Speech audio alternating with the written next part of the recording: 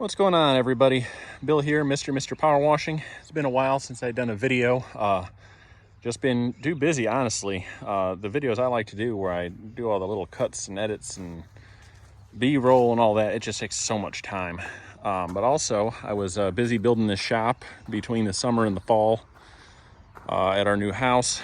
So finally have somewhere to pull my trailer in when it gets cold. So I'm still working on my outside storage, which is a bit of a mess, but making progress. Still got some stuff in the front yard I got to get back here and stuff. But anyways, yeah, getting ready to do my annual trailer tear down and rebuild. So excuse the mess. I'm gonna try and point as much out as I can, as clear as I can. But this is where I've been for the past year. I know I think I just posted pictures last year. I don't think I did a video. But I decided to go with a dual axle trailer with trailer brakes. This is a 6.5 by 14. The old trailer I had before that, which is that one there, was a 12-foot, and it did fine. And everything I wanted to do would have still fit on here, but I wanted the extra room just in case, which I'm glad I did. Quick backstory, this 5.5 gallon a minute machine here, I've had for 4 years. I've got just about, I think, 800 hours on it now. Never had an issue with it, ever. And it's done great. It handles everything I do, which is mostly residential, but more recently has been getting into the commercial side, at least with flat work. That 50 gallon buffer tank is the first one I ever had, and it's done fine. It's handled everything I've thrown at it. I've upped my bleach tank from single gallons to 5 gallons to 25 gallons to, a 35 gallon. And then got this 55 gallon, and my soap tank has grown to a 16 gallon. I've got 2 electric reels, one for pressure hose, one for soft wash. This is a water fed pole reel, and then my supply line. Got the blend manifold last year, which makes a big difference. I do also downstream through this, so this handles everything. This is my downstream line right here. And then I also have another 3-way valve to flush neutralizer through my injector. I've got a bypass, which this year will be getting an upgrade to a Flow Pro for remote control, as I have learned to be liking rinsing with soap tips. I just don't like to walk back and forth to the trailer all the time. Inside storage here, which I actually did clean up and reorganize, but then I decided I'm going to be changing quite a bit. What else do I have over here? I've got the ladder racks, the water fed pole on the ladder rack. My extendable brush and pole goes on these guys here. And then I got my 20-inch whisper wash. Classic. So that being said, I got a request to do about 700 feet at least of driveway that is 25 feet wide for one of my commercial clients.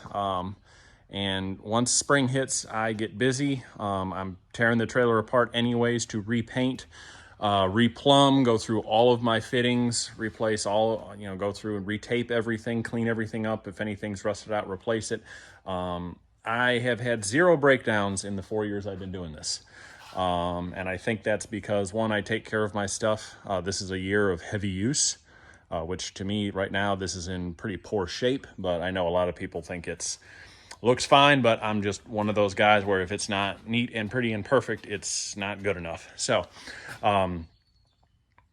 yeah, so that's what I was getting ready to do, was just tear down, pull all the reels off, repaint the deck, repaint the sides, clean everything real good and put it back together. And then I got this request. So I'm finally making the upgrade to this 250 gallon IBC tote, which honestly, if you're doing house washing, I honestly don't see a need for it. I really don't. A 5.5 gallon a minute has done, I clean 3-story homes from the ground. I can count on one hand the number of times I have to, wait on low water pressure each year. Or each season. This season, I think it was only maybe 4 houses I washed where I had to wait to fill my 50 gallons up. So going with 8 gallon a minute with the larger tote so I can do a little more remotely. I used to keep my yard signs on the trailer here, and I just never, they always slide around back and forth. The stakes get kind of tangled or not neat. So I figure I can also utilize the sides of that tank to hold both yard signs and maybe a couple other things. I'm also going to be taking the ladder racks off and just extending, building a frame going up and over so I can put some signage across the sign here. I've seen a couple trailers that have that, and it looks really good. And rolling billboard, I mean, you know, if you've got a truck wrap, you know. If you don't, you should, so you do know. This gets the majority of my business, just driving around. I cannot count on two hands. That's a poor example. I can't tell how many people say, wow, I see your trucks all over the place. How many guys do you have on your crew? And I say, well, it's just me and it's just one truck. So people notice it. So I definitely want to get a little more signage on here. So I'll try to take another video once I get everything pulled apart and kind of re-show how everything is going. Obviously, I'm big on branding, so anything that I can match the color to. So my brand new GX690, I'm going to pull apart and repaint it blue. Might move the machine up, might move my manifold over. I'm not sure yet. I got to get in here and kind of measure things. But yeah, getting ready to tackle that project over the next 2 weeks. We're supposed to have some cold weather. Usually beginning of February is when I shut down to do all that. I'd like to make some place to get my Sinacades on there too. I might do that up against that IBC tote.